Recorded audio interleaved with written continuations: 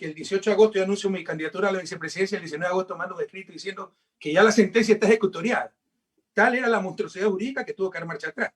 Pero esa es la jueza que dejaron, los odiadores a Correa, y han puesto 70% de los jueces a dedo, requisito fundamental, odiar y perseguir a Correa. Entonces creo que su audiencia tiene que conocer estas cosas.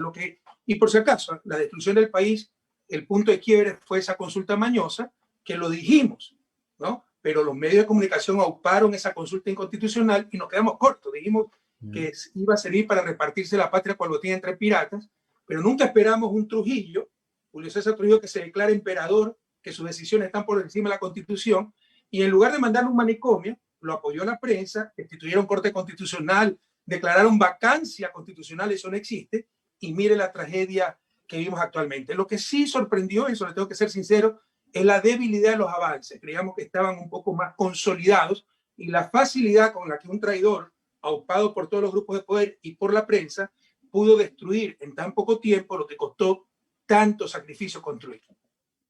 Ahora, en medio de este proceso eleccionario, el vocero de esta posibilidad, como se ha manifestado, afirma el expresidente Rafael Correa, de volver al pueblo, al poder, genera reacciones y pasiones, tanto en favor como en contra, quienes pues denostan el proceso político vivido durante el ejercicio del expresidente, y también pues quienes esperan a través de esta participación política, dicen, pues recuperar el espacio que se había cooptado durante este periodo. Estamos hablando de espacios, señor periodista. Aquí estamos hablando de recuperar el futuro. Nos destrozaron. ¿O es que estamos mejor ahora que cuando estábamos en mi gobierno? Retrocedimos en todos los aspectos: económico, salud, educación, universidades, seguridad, empleo, ingreso, dignidad. A nivel internacional nos consideran nuevamente una banana república. Así que aquí nadie busca espacios. Como lo hicimos en el 2007, ahora es mucho más grave, tengo que reconocerlo, pero tenemos más experiencia también. Se trata de recuperar la patria, recuperar juntos el futuro. Y por supuesto, en toda democracia hay gente a favor o en contra, pero si no tuviéramos las grandes mayorías a favor, no hubiera durante 10 años ganado 14 elecciones seguidas, ¿no? ¿Cómo mira ahora justamente este proceso electoral? Ha habido pues situaciones, justamente se viven todavía incidentes dentro de lo que son las candidaturas del propio binomio Arauz Barrascal, conformado en esta alianza llamada Unidad por la Esperanza, el propio caso del candidato o precandidato Álvaro Noboa, que pues ha llevado inclusive a un enfrentamiento dentro del poder electoral entre el Pleno del Consejo y el Tribunal Contencioso Electoral. Es Andrés Arauz Carlos Rabascal. Rabascal es el nombre del vicepresidente de Listas 1. Ahora somos Listas 1, nos robaron también Lista 35. Mira, eso demuestra la descomposición de la patria. Los que nos escuchan, Uyachi Machicuna, si hay público indígena, ¿ustedes recuerdan una situación parecida? A mí me llamaron autoritario, dictador, porque nunca me sometí a los banqueros, a los grandes medios de comunicación, a las cámaras de la producción. Siempre gobernamos en función del bien común. Pero cuando en nuestro gobierno tuvo problemas Lazo, Noboa, Gutiérrez para inscribirse y ser candidato, pese a que me insultaban todos los días, la propia Romo, que no sacó ni medio voto, ¿no? ¿Cuándo recuerdan una situación como la actual? Para inscribirnos nosotros, inscribimos el binomio el 18 de septiembre. Recién el 8 de diciembre, supuestamente estaba en firme por parte del Consejo Nacional Electoral la inscripción, volvieron a impugnar. Y nuevamente tenemos una impugnación. O sea, todavía no está en firme el binomio. Ahora no dejan participar a Álvaro Noboa. Hablan de retrasar las elecciones. Hay una pugna inmensa. ¿Y de qué se debe la pugna? Uyachi, esto es muy importante, Chimborazo. Entendamos lo que estamos viviendo. El gobierno apoyaba a Lazo, pero vio unas encuestas, hizo una encuesta a principios de noviembre, y ESOP, la empresa que le hace la encuesta, que Lazo estaba perdido. Llamó a sus estrategas que son extranjeros, embajadas, etcétera, y dijeron la única alternativa es meterles un outsider. Vieron la manera de meterlo a Noboa. Hicieron otra encuesta, 24-27 de noviembre, y vieron que con Noboa destrozaba a Lazo, pero nos quitaba un poquito a todos. Y se alejaba la posibilidad de ganar una sola vuelta, y en la segunda vuelta se unían todos contra nosotros. Lo metieron a Noboa. ¿Pero qué pasa? Lazo y Nebot controlan el Consejo Nacional Electoral. El gobierno controla el Tribunal Contencioso. El Tribunal Contencioso permitió que entre Noboa, y el Consejo Nacional Electoral niega que entre Noboa. Y ahí viene la pugna, y por eso han recurrido a la Corte Constitucional y tenemos esta vergüenza que estamos viviendo. Pero, y recuerden, ¿no? Consejo Electoral, Tribunal Contencioso Electoral, puesto por Trujillo. También ahí están las consecuencias de la consulta mañosa. Ahora, en lo que todos están de acuerdo es en retrasar desesperadamente las elecciones para ver si se recomponen sus candidatos. Eso es absolutamente inconstitucional, pero bueno, ya se ha visto de todo con este gobierno. Hablando de la participación misma ya del binomio Arauz-Barrascal, se le ha consultado al candidato a la presidencia, pues si sería o estaría a la disposición de lo que diga el expresidente Rafael Correa en el caso de llegar nuevamente al poder. Esto es lo que pues se ha ido analizando y se va dando también o analizando cada uno de los planteamientos. Ahora mismo pues se denosta en ciertas redes sociales el hecho de decir vamos a sacar oro de los celulares o vamos a adoptar un modelo económico que podría desdolarizar. Este juego de información y desinformación precisamente no permite a la ciudadanía tomar una decisión adecuada, sea cual sea, para el futuro del país. Bueno, ese es porque no tenemos una prensa buena, porque la prensa debe ser la guardiana de la verdad, debería decirle la verdad a la gente. Por ejemplo, ahora se trata de humillar y menoscabar a un candidato joven. Es como que si yo le dijera, usted está ahí en esta radio para obedecer lo que le dice el dueño, ¿verdad? Lo estaría ofendiendo. Tal vez se está confundiendo con Moreno, que se ha hecho lo que le han ordenado Lazo, Nebot, los titiriteros. Pero Andrés Arauz es un chico brillante que sabrá tomar decisiones por cuenta propia en función del bien común. Como siempre decimos, Andrés Arauz a la presidencia, al poder el pueblo ecuatoriano.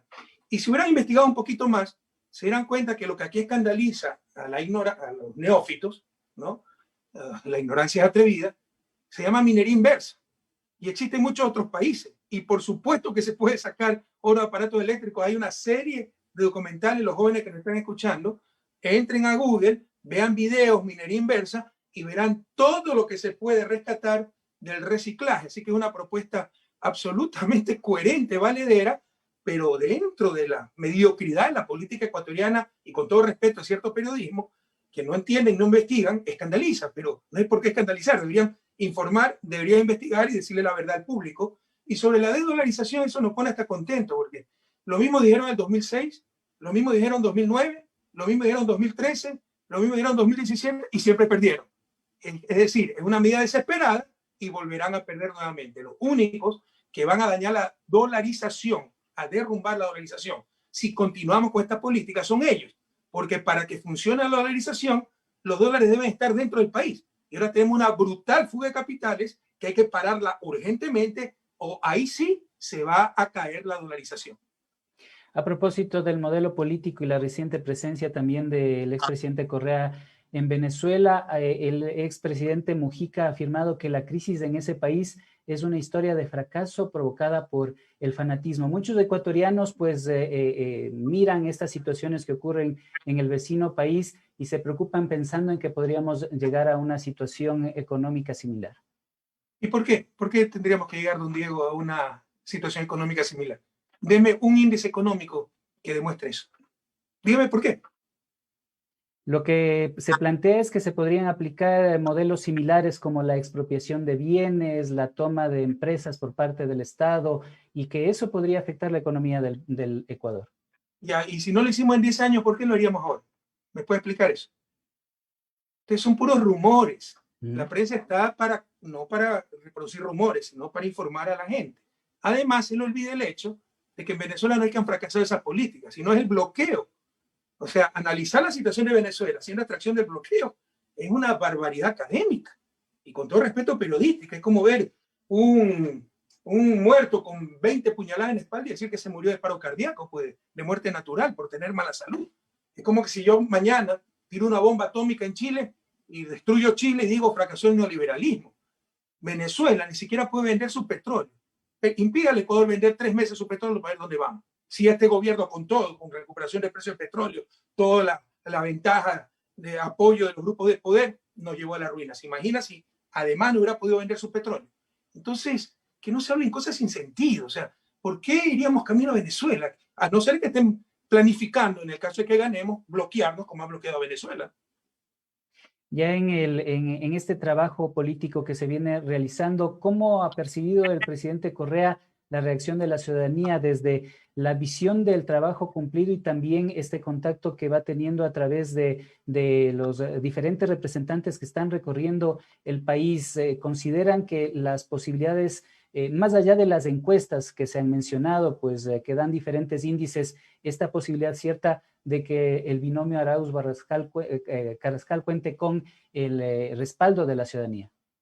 Don Diego, Rabascal, Rabascal, no es Carrascal, no es Barrascal, es Rabascal.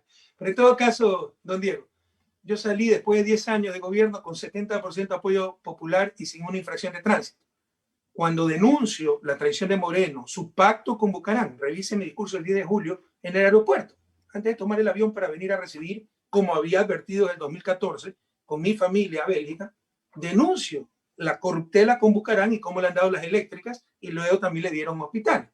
Ahí empieza la persecución. Actualmente tengo 38 investigaciones penales, más que el Chapo Guzmán, Pinochet y el Japón juntos. Ya causa risa eso. Entonces, felizmente siempre, pese a todo eso, pese al discurso único, a la censura de prensa, porque recién nos dan espacio en ciertos medios de comunicación, todavía seguimos siendo la principal fuerza política y gracias a Dios y al pueblo ecuatoriano, soy el político con mayor reconocimiento de nuestro pueblo. Y eso nos llena de optimismo. Y las encuestas nos dicen que encabezamos, no es triunfalismo, es gratitud, pero obviamente tenemos que trabajar como si no tuviéramos un solo voto y no es suficiente. Por favor, pueblo de Chimborazo, ganar la presidencia para recuperar juntos el futuro, sino que para derogar las leyes como el apoyo humanitario que ha destrozado la seguridad laboral, para recuperar el ferrocarril, para evitar las privatizaciones, se requiere mayoría en asamblea que va a ser más difícil de lograr. Porque por perjudicarnos y para evitar la gobernabilidad, cambiaron el método de asignación de escaños. Antes, para sacar primero y segundo asambleísta, usted tenía que ganarle 2-1 al que le sigue. Ahora tiene que ganarle 3-1, lo cual es casi imposible. Con eso van a dispersar la asamblea, van a poder chantajear si hay un gobierno débil, van a poder exigir más hospitales como lo hicieron ahora. Entonces, con más ganas hay que votar por un proyecto nacional. Apoyo al binomio y apoyo a la asamblea. Entonces, sin jamás caer en el triunfalismo, estamos muy optimistas y muy agradecidos con el pueblo ecuatoriano.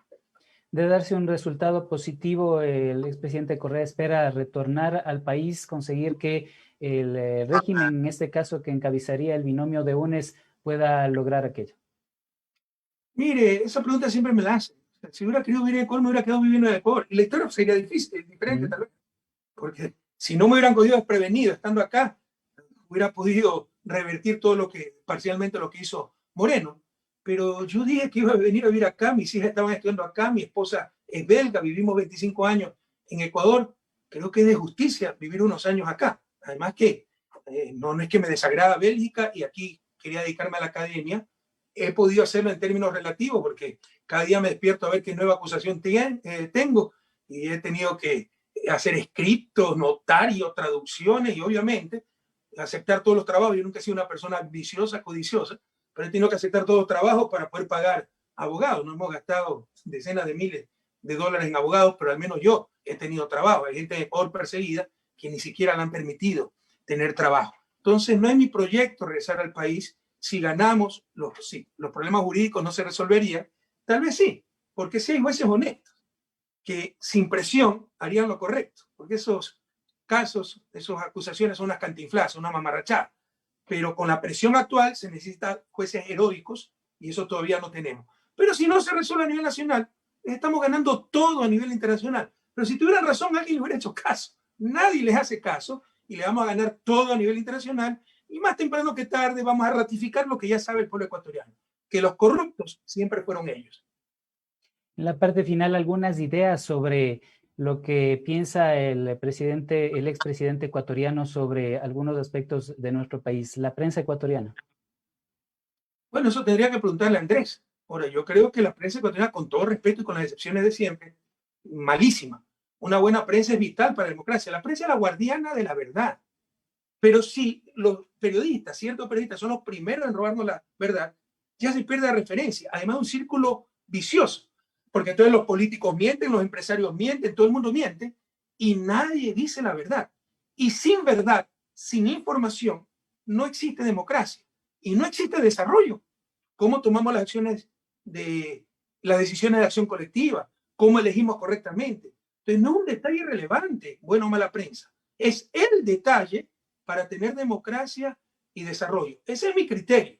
El criterio de Andrés tiene que preguntárselo a él. Y cuidado, por si acaso mi segunda hija es periodista, ¿no? Todos debemos estar contra la mala prensa, los malos periodistas, como contra los malos políticos, la mala política. Pero otra cosa es estar contra la prensa y contra los periodistas. Siempre lo vamos a apoyar. Contra la mala prensa y los malos periodistas siempre lo vamos a denunciar. Como también hay que denunciar la mala política y los malos políticos, pero jamás caer en el error, y lo dice el Papa, de rechazar la política, que es fundamental para gobernarnos como sociedad. Sobre la corrupción en Ecuador.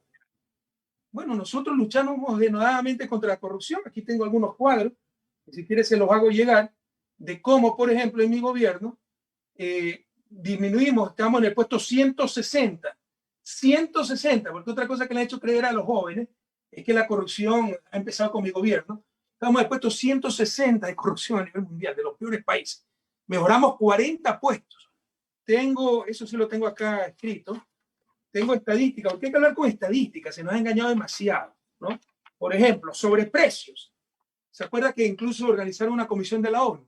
No descubrió ningún sobreprecio, le llamaron sobreprecio a los reajustes de contrato. Es decir, si la carretera costaba 100 millones y porque hubo que mover más tierra costó 120, le llamaron sobreprecio. Eso no es sobreprecio, es reajuste de contrato. Si no, ¿dónde están los juicios? No hay ningún juicio sobre precio, pero así nos ha engañado. Pero mire, seamos técnicos, académicos, hablemos con la verdad, con datos, elevemos el nivel de discusión política y democrática. Estos son datos del Banco Mundial. Ahora, seguramente el Banco Mundial también es correcto.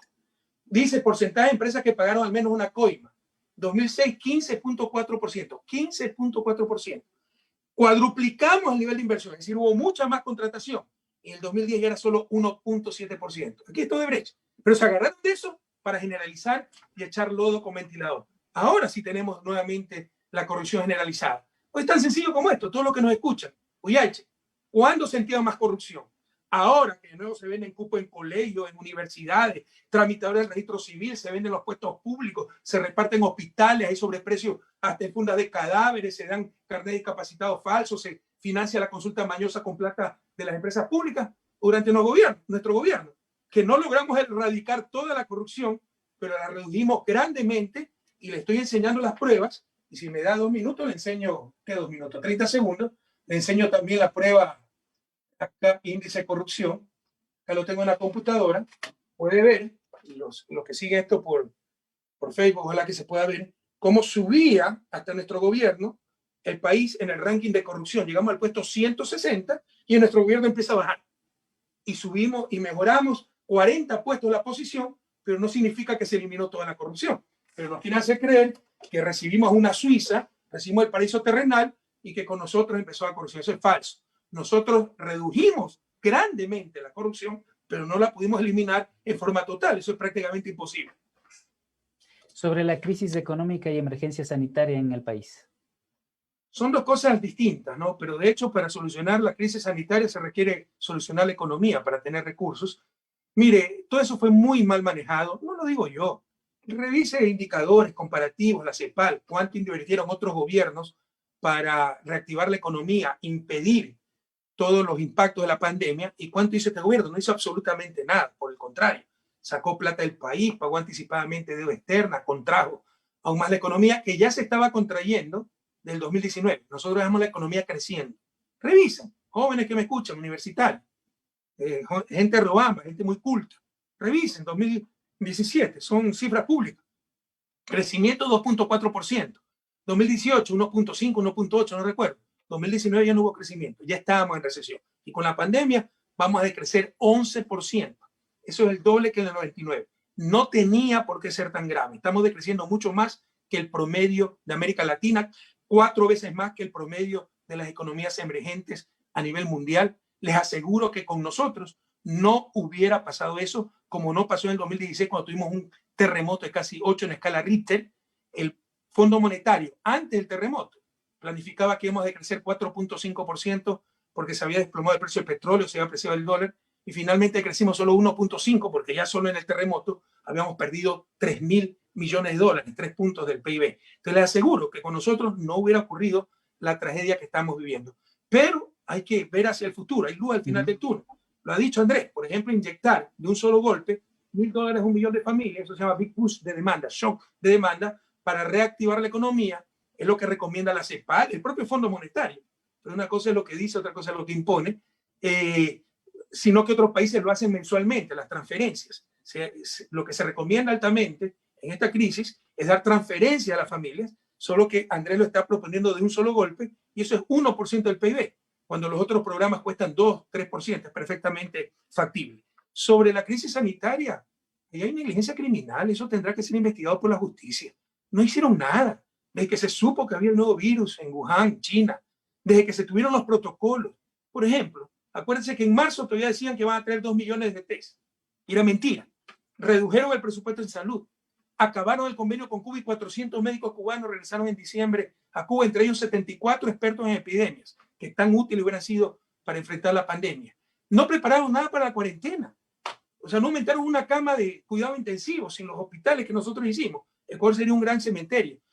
Ordenaron a la gente mantener cuarentena y la gente que trabaja día a día tenía que escoger entre morirse por el coronavirus o morirse de hambre con sus hijos. Había que respaldarla con logística, llevando víveres, que a la vez reactiva el campo, comprando las papitas para que el precio del quintal no esté a $3, comprando la leche para que no esté a 25 centavos el litro para mantener los precios de sustentación. No hizo absolutamente nada el gobierno y somos el país con más muertos per cápita del mundo por el descuido y la negligencia de esta gente, por el ataque, la agresión a la salud, a la cual le redujeron incluso presupuesto, despidieron como 3.000 funcionarios del sistema de salud. Por si acaso, las cifras oficiales hablan de 14.000 muertos, eso es mentira. Es tan sencillo como esto, sobre todo los jóvenes que son pilas, ¿verdad? Revisen 2017, 2018, 2019, muertes de marzo a noviembre. Comparen con 2020 y verán que tenemos 37.000 muertes más. ¿Por qué se produjeron esas 37.000 muertes? Un misil, cataclismo, no, es la pandemia, pero no están registrando esas muertes. A propósito de la mención al Fondo Monetario, el criterio sobre el endeudamiento externo y la relación con los multilaterales durante este periodo. Qué buena pregunta y se la agradezco. Nuevamente una buena pregunta porque, insisto, hemos vivido una mentira, 3 años y medio de engaño. Aquí están cifras de propio acuerdo con el fondo, son cifras oficiales. ¿Se acuerdan que dijeron que había dejado sobreendeudado al país? Que había roto la ley, que había sobrepasado el 40%, que además nunca ni siquiera con lo que decían se había sobrepasado, porque estaban utilizando metodología equivocada. Pero en todo caso, dijeron que habíamos dejado endeudar en 60.000 millones. 60.000 millones, 60% del PIB. Aquí están las cifras oficiales. 2016, final de 2016, deuda externa, que es lo importante, 25.7%. Deuda total, por si acaso, es solo 38% y pueden verificar. Ahora sí, este gobierno en 3 años ha duplicado la deuda externa y estamos en 52%. Cifras del Fondo Monetario.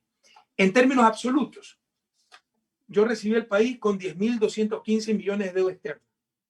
En el 2016 teníamos 25.679, con terremoto y todo incluido. 15.000 millones más. Pues invertimos 100.000 millones de dólares. 100.000 millones de dólares. ¿Dónde está esa inversión? Las carreteras, las hidroeléctricas, las escuelas del milenio, los hospitales, los puertos, aeropuertos y tantas cosas más. Entonces esto, para poner un ejemplo cotidiano, es como un padre de familia que compra una nueva casa a $100.000, pero solo se endeuda en 15.000. Tremendo buen negocio, tremenda responsabilidad. Tienen la casa 100.000 y solo deben 15.000. Nosotros invertimos 100.000 millones y solo debemos al extranjero 15.000 millones. Estos señores, y en 10 años, en 3 años y medio se han endeudado en 25.000 millones y no han puesto un adoquín. La deuda externa ha aumentado, cifra Fondo Monetario, de 25.679 millones a 51.569, estimado el 2021. Al 2020, 48.161. Prácticamente 23.000, 24.000 millones más. Pero no han puesto un adoquín. ¿Dónde se ha ido esa plata? Los que saben de economía, si no hay inversión pública, debe estar en reserva. Las reservas no han aumentado. Lo único entonces que queda es fuga de capitales. Y eso es lo que preocupa. Se siguen endeudando porque necesitamos financiamiento para salir de la crisis, pero no para reactivar la economía, no para pagar salarios, para ponerse al día con los maestros, no para comprarle la leche a los ganaderos y que defender el precio de sustentación, no para reactivar al pequeño agricultor comprándole su producto, las papas, las habas, la lenteja, y con eso dar desayuno escolar o atender a las familias que están sin ingresos. No, esa plata ha servido para que los banqueros, los grandes oligarcas de este país saquen la plata del país. Entonces, eso es extremadamente grave. el pensamiento del expresidente Rafael Correa sobre el gobierno de Lenín Moreno. El peor de la historia, o sea, pero es algo patológico ya. No solo el odio, la perversidad contra nosotros, no perseguirnos cuando saben que los corruptos son ellos. ¿Dónde están mis cuentas en el exterior? ¿Cuántas veces han metido cuento de que ahí está la cuenta offshore en el Vaticano, en Suiza, y cada vez que salen con una de esas cantifladas, ábrenla, si sé que es mentira?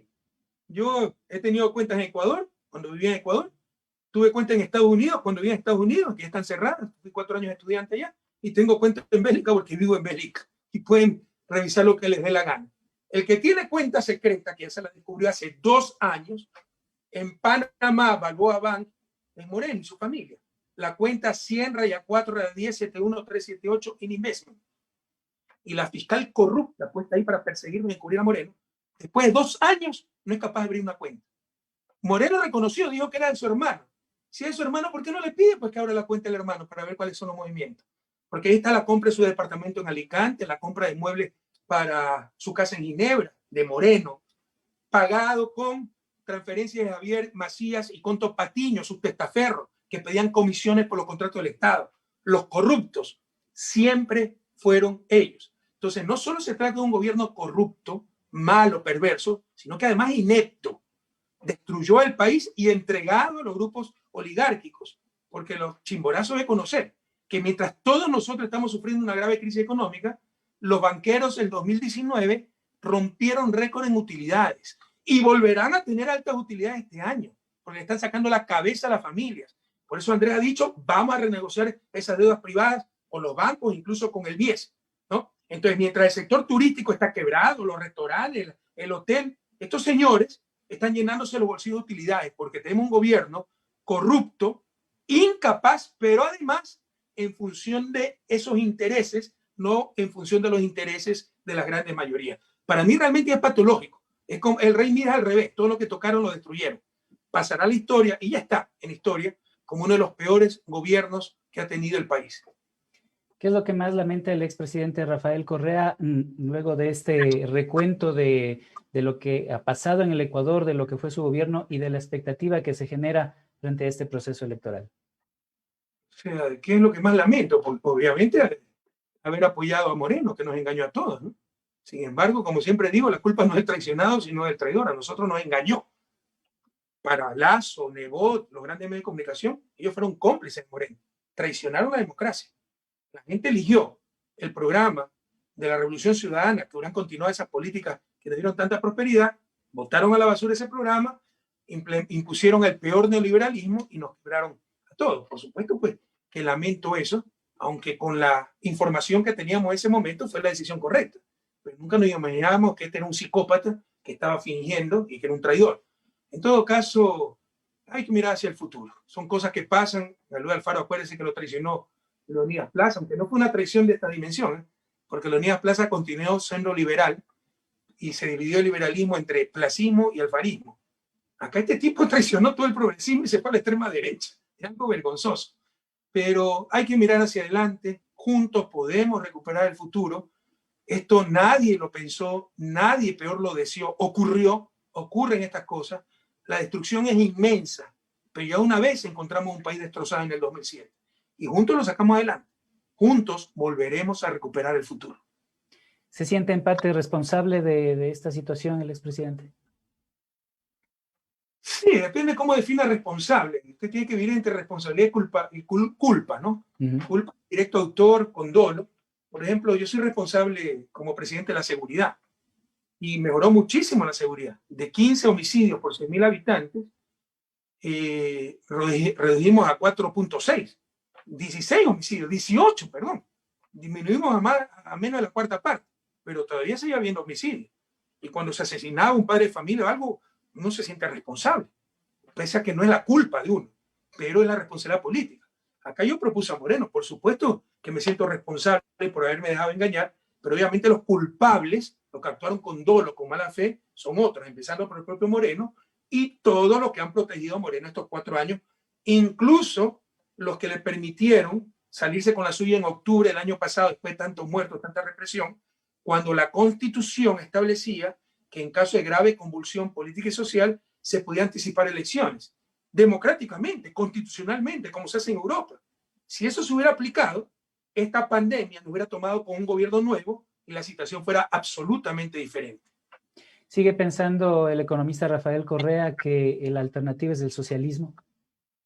Sí, socialismo moderno, que no significa estatismo, significa justicia, sin excluir la eficiencia, significa la verdadera libertad. Para los neoliberales la libertad es la no intervención. Es decir, que la niña que gracias a Dios de una familia acomodada de Quito pudo educarse en un colegio de $1.500, hacer pasantías en Estados Unidos, aprender 4 idiomas, computación, ponerla a competir contra la niña de la campesina, de la hija de la campesina de Guamote, que fue una escuela unidocente y ni siquiera acabó primaria. ¿Qué competencia es eso? Eso se llama masacre, no competencia. Para esa competencia debe haber igualdad de oportunidades. Entonces, para ellos, la libertad es la no intervención. Que el peleador de 200 kilos masacra el de 50 kilos. Para nosotros, el progresismo, la libertad es la no dominación.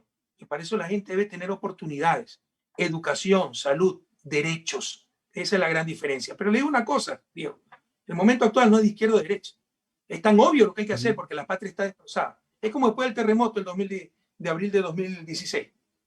Haya sido un presidente de izquierda o de derecha, lo importante era actuar con eficacia, con eficiencia, con rapidez, albergar a la gente, darle comer, tomar las medidas sanitarias para que no haya epidemia, recuperar los servicios de agua potable, electricidad, como después de la Segunda Guerra Mundial. Esto va más allá de izquierda o derecha. Se trata del amarillo, azul y rojo. Han destruido la patria y la pueden destruir irreversiblemente si nos equivocamos el próximo 7 de febrero. Entonces no se trata de izquierda o derecha, se trata de amarillo, azul y rojo, no improvisar, no caer en la tentación de aventureros, votar por esas políticas que tanta prosperidad nos dieron. O Chimborazo, lo que me escuchan, Chimborazo ese, ¿cuándo vivían mejor? ¿Ahora o durante nuestro gobierno?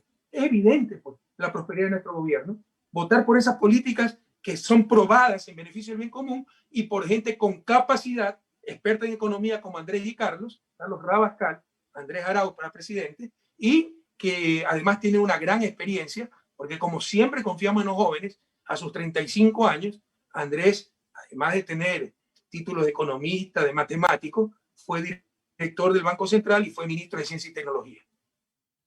Muy bien, ha sido un interesante diálogo con el expresidente Rafael Correa, analizando los temas del país, de la campaña electoral y la expectativa que sin duda se genera en todos los ecuatorianos sobre nuestro futuro. Muchas gracias, economista Correa, por habernos acompañado.